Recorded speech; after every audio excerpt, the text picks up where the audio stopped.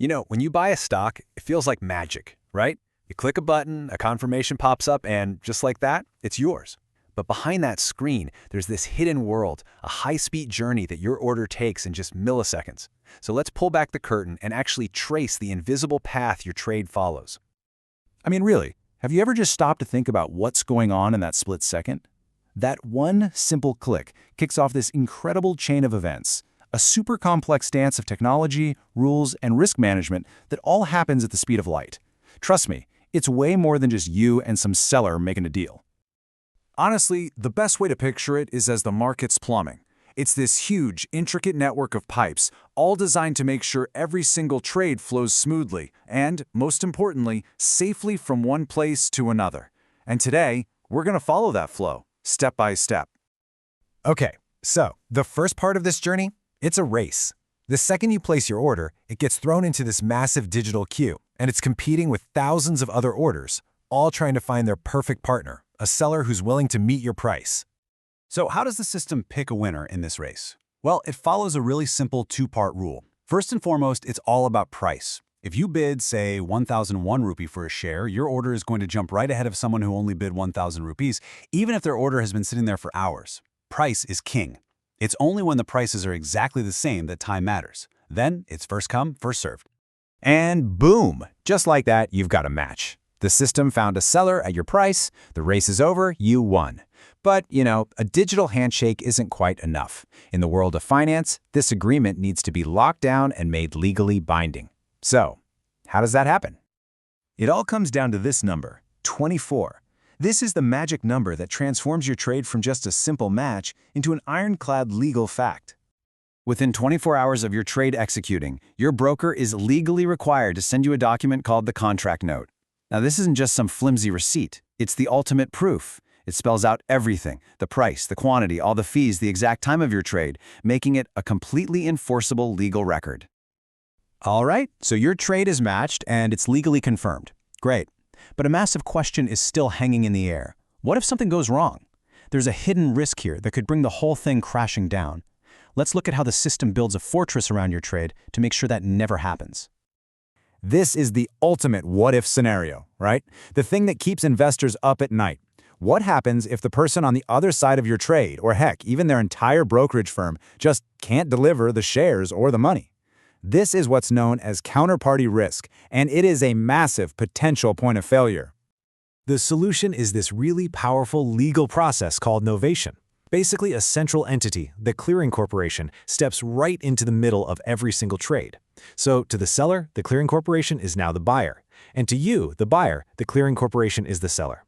What this means is, even if the person you were originally matched with completely disappears, the clearing corporation guarantees, absolutely guarantees your trade will be completed. It's the market's ultimate safety net.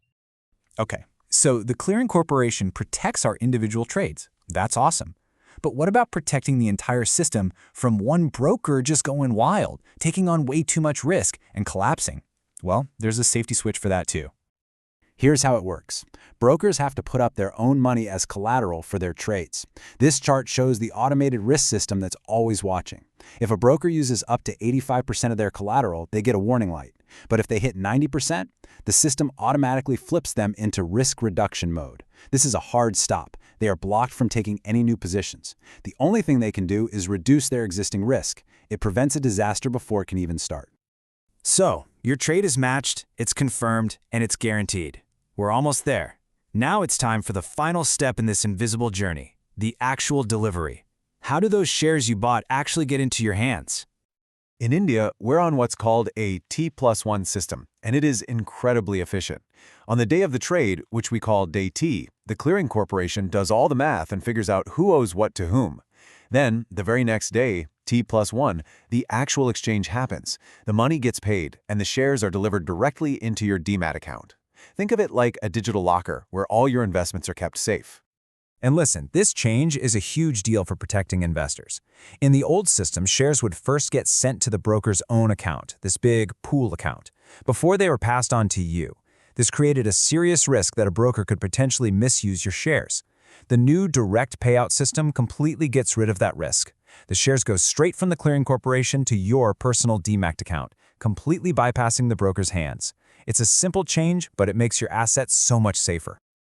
The protections we've walked through are just incredible, but they're all part of a much bigger picture, a larger philosophy.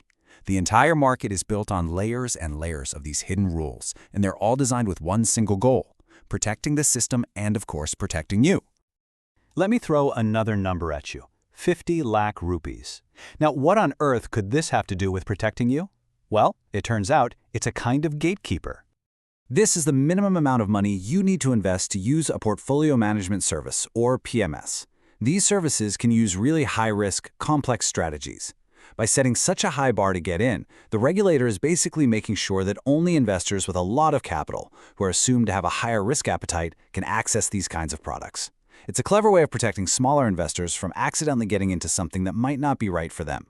And that really brings us to the core idea of all this. From the price time rules to novation, to the risk reduction modes and direct payouts, none of this happened by accident. The market isn't some chaotic casino where you just roll the dice and hope for the best. No, it is a highly engineered system. And every single rule you see is there for a reason. It's a solution to a potential disaster.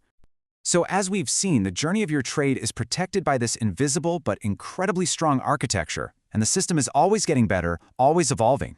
We went from T+2 to T+1 settlement, and it's not stopping there. Which really leaves us with one final thought to chew on. What potential disaster is the next rule being designed to solve right now? What's the next big innovation that's going to make our markets even safer?